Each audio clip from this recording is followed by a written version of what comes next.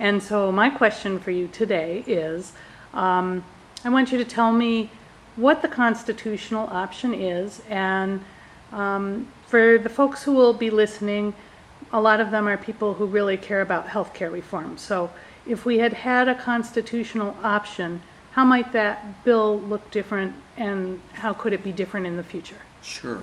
The first thing for people to really understand about the constitutional option is that people are frustrated with the rules of the Senate, and I don't blame them. And the reason they're frustrated is because when we campaigned and when President Obama campaigned, we were going to do all these great things, make these great changes, move the nation forward, and that's not happening as quickly as we would want it to happen.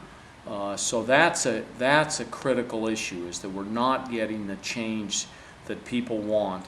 And so what the constitutional option about is doing rules reform in the Senate at the beginning of a Congress.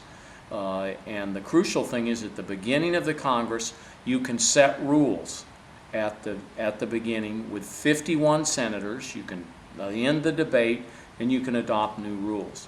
And now's the time for rules reform. Now, the background for this is very important, because 3 vice presidents have already ruled that at the beginning of a Congress you can change the rules with 51 votes. Also, there's a very strong constitutional principle, and that constitutional principle is one legislature cannot bind a subsequent legislature. And what we're talking about there, let's use healthcare reform as your example.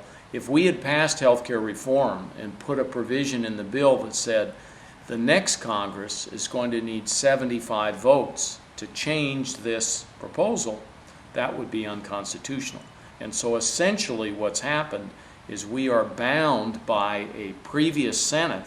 The last Senate that changed the rules in this area was in 1975, and 98 members of the Senate have never voted for rules change because we've been bound by that previous action.